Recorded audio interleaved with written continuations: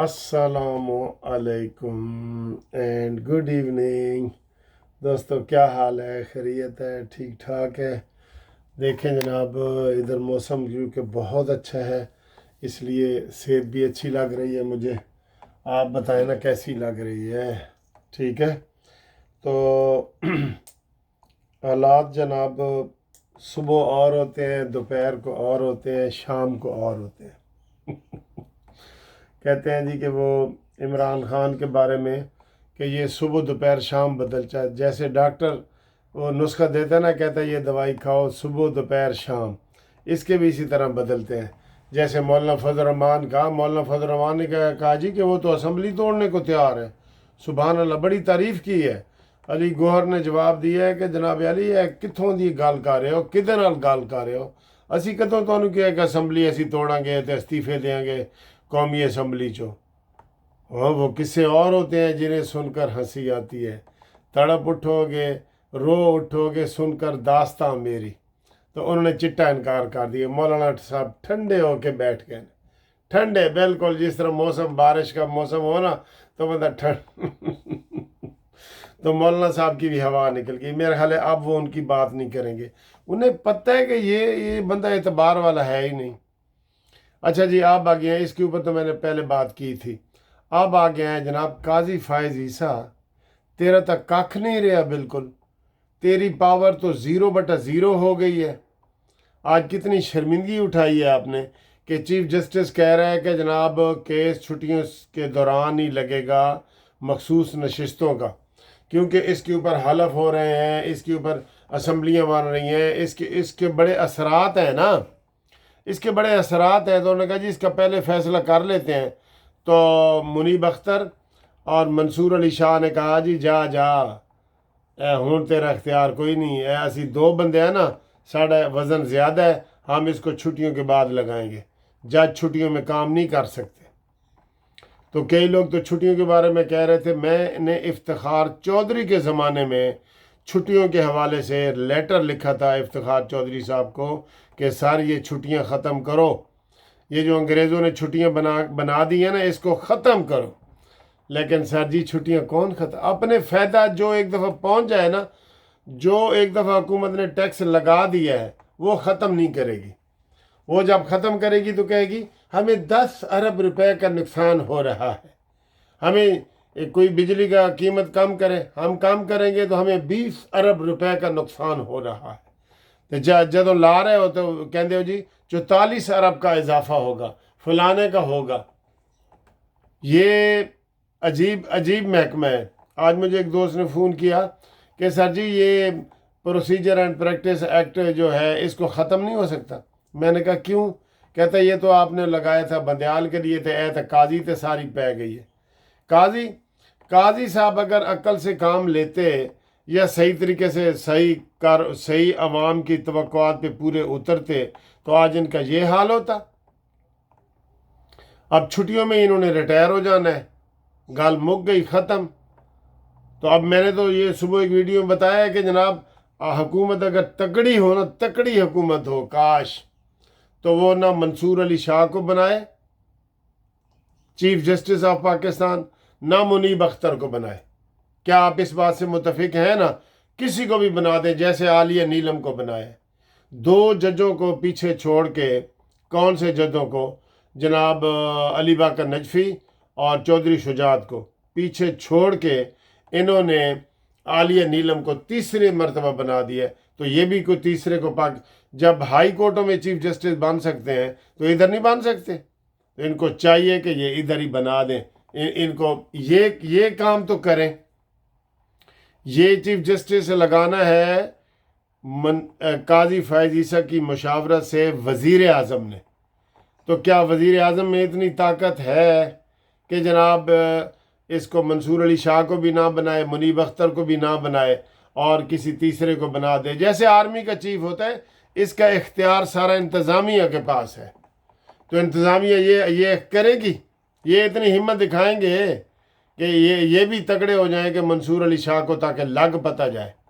ये अगर इतने पानी में होते ना, आप यकीन करें ये मखसूस नशिस्तों का फैसला इनके खिलाफ आना ही नहीं था, انہیں پتہ ہے کہ ان تیلوں میں تیل نہیں ہے، ان تیلوں میں تیل نہیں ہے، ٹھیک ہے۔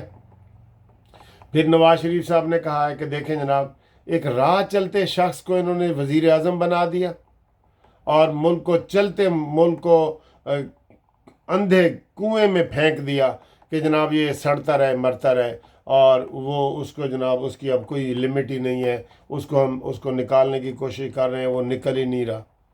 تو جناب محترم نواز شریف صاحب، آپ باہر نکلیں، یہ چیزیں عوام کو بتائیں۔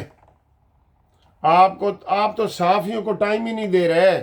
آپ کو تو میرے اعتبار سے سارے ٹی وی چینل نے کہا ہے کہ ہمیں انٹرویو دو، جیو نے کہا ہے، حامد میر نے کہا ہے، یہ سارے ARY نے، دنیا نے، سب نے کہا ہے کہ نواز شریف صاحب انٹرویو دو۔ آپ نے کہا نہ، میں نے انٹرویو نہیں دینا، میں تنہائی میں رہوں گا۔ تو یہ اپنی چیزیں بھی تو آپ یاد کریں نا، یہ بھی چیزیں یاد کریں۔ پھر جناب علی، اب یہ جج سارے جو ہے نا جج، یہ لاہور ہائی کورٹ میں بینچ آ گیا، سپریم کورٹ کا کراچی میں آ گیا، پشاور میں آ گیا۔ یہ کیوں آپ نے یہ کاز لسٹ جاری کی ہے قاضی صاحب؟ سارے 13 کے 13 ججوں کو وہاں بٹھانا تھا نا اسلام آباد میں، 17 میں سے 13 ججوں کو بٹھانا تھا۔ یہ بھی آپ کے اختیار میں ہے کہ آپ 17 ججوں کا وہ پینل بنا دیں، وہ نہیں۔ ہاں جی، ایک اور خبر آئی ہے، وہ اس کے اوپر میں آپ کو بتاؤں گا۔ میں نے آپ کو بتایا تھا کہ اگلے یہ 2 جج نئے آ گئے ہیں سپریم کورٹ میں، طارق اور وہ میاں خیل۔ اب یہ میں نے بتایا تھا کہ اگلے جمعے کو پھر وہ ہوگا، اور اب اگلے جمعے کو یہ کہہ رہے ہیں کہ 8 جج ہم رکھنا چاہتے ہیں۔ رکھ لو، وہ یہ چھٹیاں ختم کرو، چھٹیاں، یہ جو آپ نے چھٹیوں کے تماشے کیے ہوئے ہیں نا، یہ ختم کرو، جڑ کو ختم کرو، جڑ کو۔ عوام کے پیسے کھا گئے ہو سارے تم مل کے، جڑ کو ختم کرو۔ اور بجلی کے بارے میں وہ اعجاز گوہر نے کتنے انکشافات کیے ہیں، جو بجلی کا 1 یونٹ بھی نہیں بنا رہے، ان کو بھی 150 ارب مہینے کا دے رہے ہیں۔ جو کمپنیاں 1 یونٹ بھی بجلی کا نہیں نہ بنا رہی، معاہدے کے مطابق انہوں نے ان کو 150 ارب ایک کمپنی کو دینا ہے، اور کتنی درجنوں کمپنیاں ہیں۔ آپ یقین کریں، یہ عوام کا پیسہ لوٹ کے کھا گئے ہیں بجلی والے۔